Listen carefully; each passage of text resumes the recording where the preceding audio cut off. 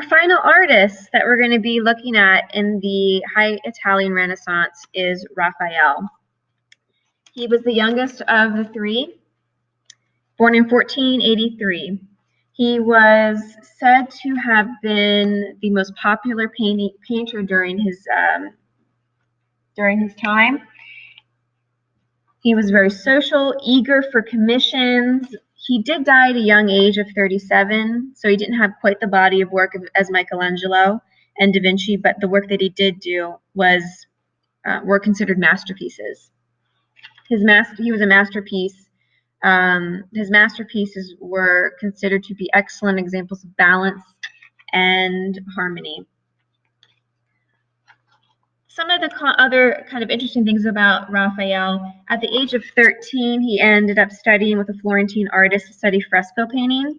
He was accepted into school for sculptors by Lorenzo de' Medici.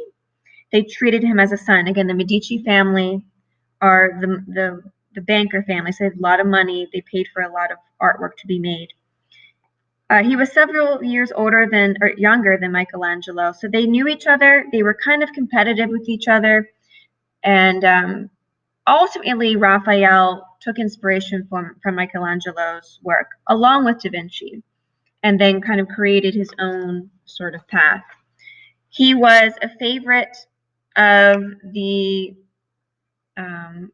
Pope, and he ended up winning a commission to paint frescoes in the papal apartments. The four walls of the library within the papal apartments, we have theology, law, poetry, and philosophy. So these great schools of thought. These paintings symbolize and sum up Western learning during the Renaissance. We are going to end up looking at one of those, the School of Athens. In this particular painting, we will be able to see that he combined the sculptural quality of Michelangelo and the grace and feeling of Da Vinci. This was one of those commissioned works. This and really Raphael in general was seen as the spirit of the High Renaissance. As it reached its peak with Raphael. And that's really where we can see the High Renaissance fading out into the next time period of history. The School of Athens, first thing you'll notice is that it has a very formal sense of balance. We have 1-point perspective being utilized here for the structure. Da Vinci was a huge proponent of balance and using perspective.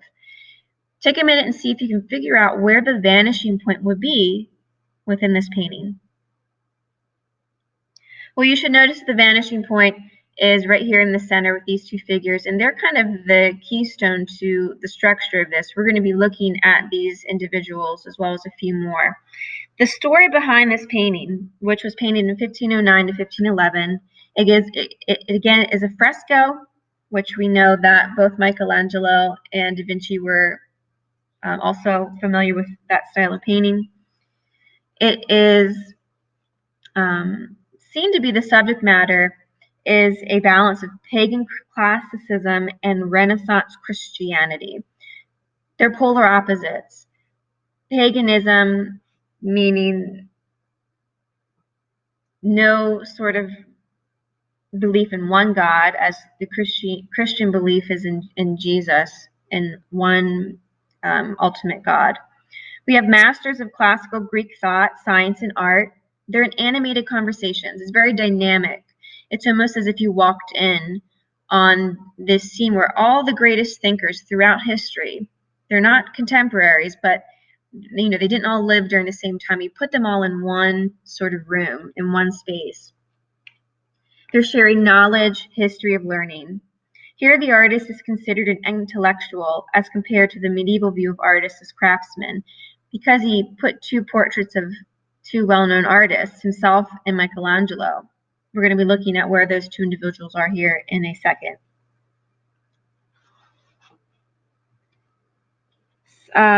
Michelangelo, though, interestingly enough, was painting on the ceiling a few yards away from him.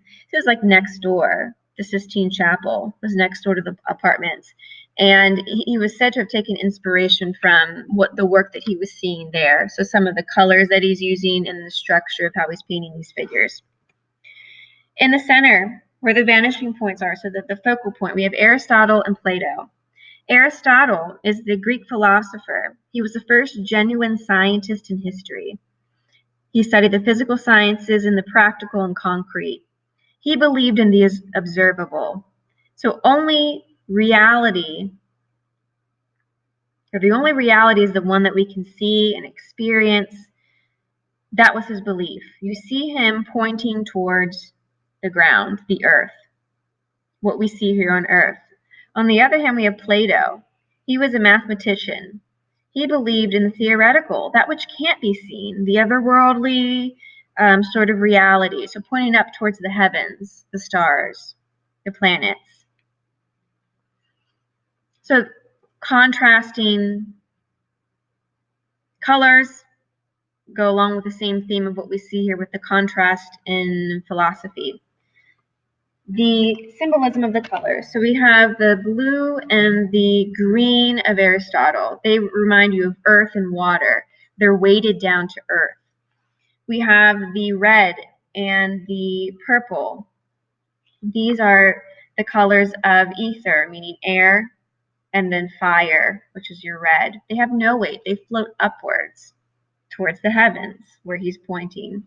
They're also both holding their own books, their own writings of their work, their theory.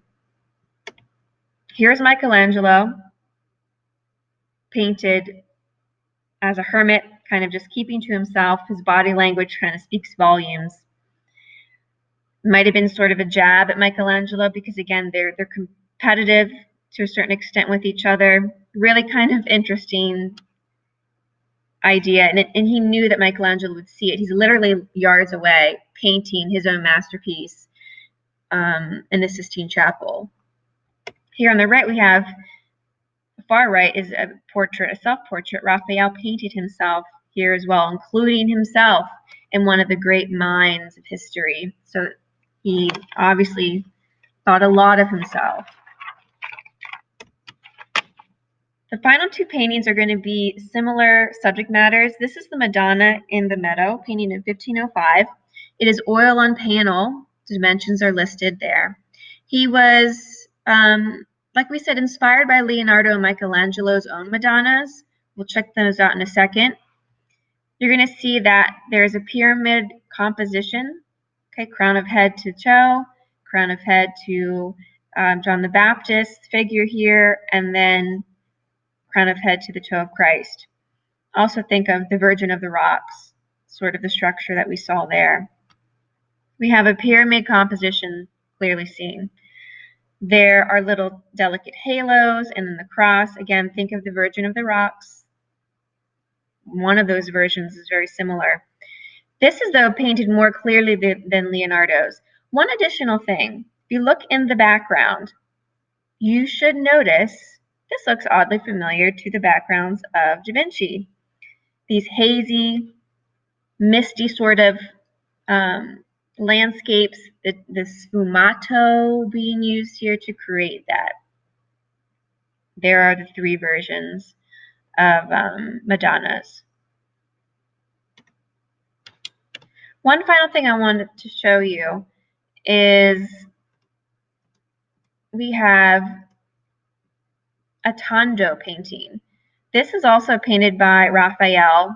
Again, the same theme, the same subject matter. This is Alba Madonna. This was originally the collection of the Duke of Alba, so it was called Alba Madonna.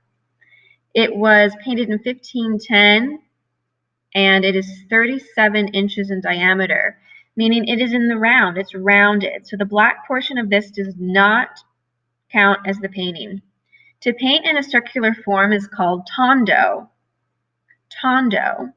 It requires extremely fine balance when using this format to keep the image from seeming to roll like a wheel.